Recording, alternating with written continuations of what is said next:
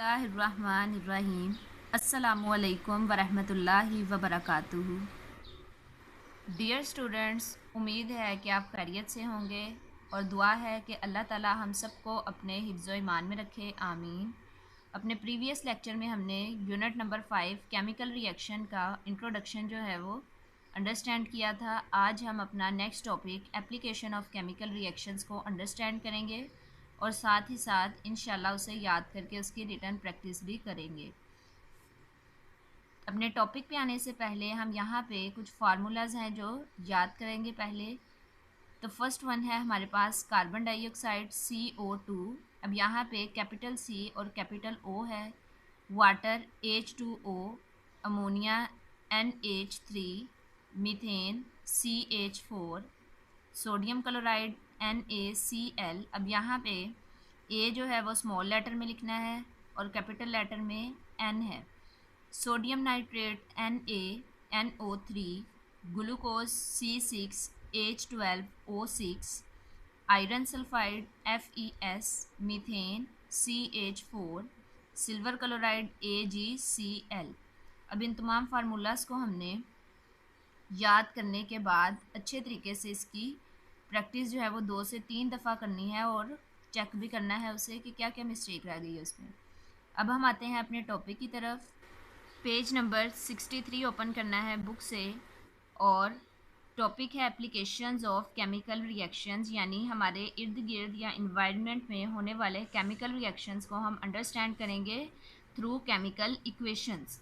अब यहाँ पे फर्स्ट एग्जांपल्स जो दी गई हैं केमिकल रिएक्शंस की जो हमारे इन्वायरमेंट में जो है वो हो रहे हैं, उनमें बर्निंग, रेस्पिरेशन एंड फोटोसिंथेसिस, ये एग्जांपल्स हैं उन केमिकल रिएक्शंस की जो हमारे इन्वायरमेंट में हर जगह जो है वो हो रहे हैं। फ्यूल में नेचुरल गैस, पेट्रोल एट्सेट्रा, यानी इनको कलेक्टिवली हम कह देते हैं फ्यूल।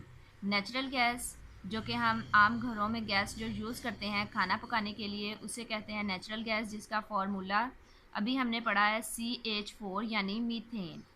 अब यहाँ पे फ्यूल को जैसे ही बर्न किया जाता है, अब यहाँ पे फ्यूल की बर्निंग 3 जगह पे बताई गई है। एक बताई गई है व्हीकल्स में, दूसरी बताई गई है किचन में और तीसरी बताई गई है इंडस्ट्रीज़ में। यानी तीनों जगह बर्निंग ऑफ फ्यूल ही हो रही है, लेकिन तीनों जगह पर्पज़ उसके जो हैं वो अलहदा होते हैं। तो फर्स्ट वन हम देखते हैं। Fuel on it's burning in vehicle engine produces different gases. The gases so produced develop pressure to move the piston in the engine and to run the vehicle। अब यहाँ पे पिस्टन की movement या engine के बारे में जो भी बताया गया है ये हम यूनिट नंबर 7 में, जो हमने यूनिट नंबर 5 के बाद जो है वो स्टार्ट करना है, उसमें डिटेल से डायग्राम के थ्रू जो है वो अंडरस्टैंड करेंगे।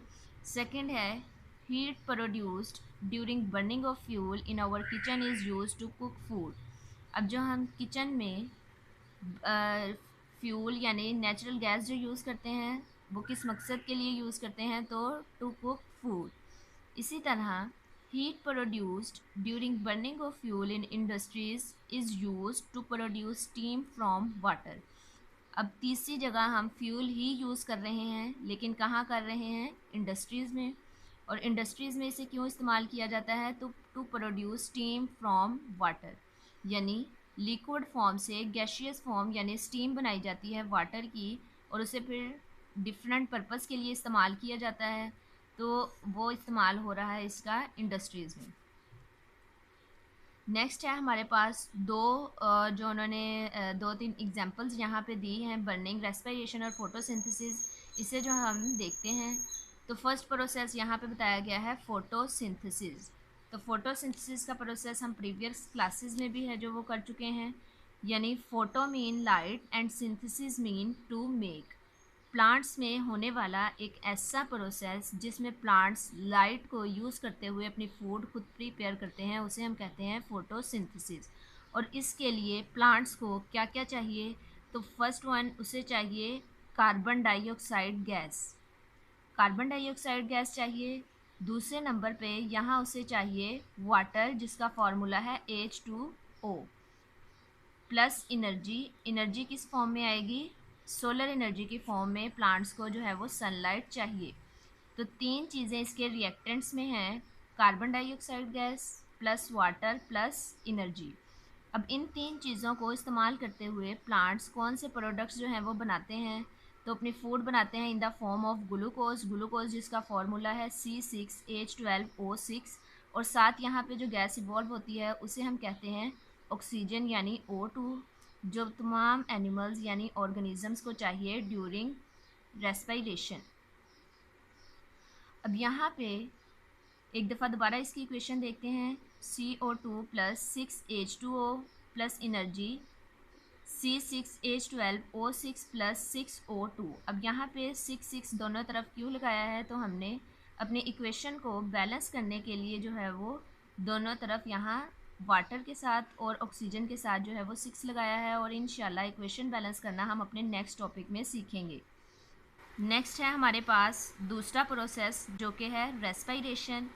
अब रेस्पिरेशन और फोटोसिंथेसिस में डिफरेंस यही है कि यहाँ पे फोटोसिंथेसिस के प्रोसेस में जो हमारे पास रिएक्टेंट्स हैं वो रेस्पिरेशन में प्रोडक्ट्स बन जाते हैं, और फोटोसिंथेसिस में जो प्रोडक्ट्स हैं वो रेस्पिरेशन की इक्वेशन में रिएक्टेंट्स बन जाते हैं। यानी इस फोटोसिंथेसिस की इक्वेशन को अगर हम रिवर्स में लिखें तो वो रेस्पिरेशन का प्रोसेस है।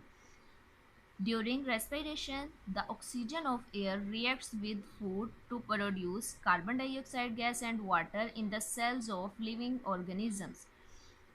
ग्लूकोज ऑक्सीजन के साथ रिएक्ट करके कार्बन डाइऑक्साइड गैस और साथ क्या बनाती है, वाटर, और हमें मिलती है energy in the form of ATP, और यही एनर्जी को हम इस्तेमाल करते हैं अपनी डेली लाइफ एक्टिविटीज़ को कैरी करने के लिए। The energy produced during this reaction is used to perform all the body functions in living organisms. Next हमारे पास है conversion of milk into yogurt and formation of baking products involve the chemical changes which are brought about by microorganisms. ऐसे chemical reactions जो कि micro organisms की वजह से होते हैं उन्हें हम कहते हैं फर्मेंटेशन रिएक्शंस, और इसकी एग्जांपल आ जाती है conversion of milk into yoghurt, यानी दूध से जो दही बनाया जाता है वो किसकी एग्जांपल है, फर्मेंटेशन रिएक्शन की, क्योंकि ये किसकी वजह से हो रहा है काम, बैक्टीरिया की वजह से, और बैक्टीरिया क्या है, माइक्रो ऑर्गेनिज्म। तो ऐसे केमिकल रिएक्शन जो माइक्रो ऑर्गेनिजम्स की वजह से होते हैं उसे हम कहते हैं फर्मेंटेशन रिएक्शंस। पेज नंबर 64 पे हमारे पास इस यूनिट की फर्स्ट एक्टिविटी है 5.1। एक्टिविटी को परफॉर्म करने के लिए हमें जो अपरेटस चाहिए वो है चाइना डिश। ये यहाँ पे जो डिश इस्तेमाल की गई है वो है चाइना डिश। बर्नर इस्तेमाल किया गया है, ट्राईपोड स्टैंड, ट्राई का मतलब होता है 3, यानी यहाँ पे जो स्टैंड यूज़ किया गया है उसकी 3 लेग्स हैं और इसे कहते हैं ट्राईपोड स्टैंड। नेक्स्ट हमें चाहिए सल्फ़र पाउडर और आयरन टर्निंग्स, यानी आयरन Fe और सल्फ़र S, इनका रिएक्शन यहाँ पे होगा तो हमारे पास यहाँ जो प्रोडक्ट बनेगा वो है आयरन सल्फाइड FeS। वो किस फॉर्म में होगा, सॉलिड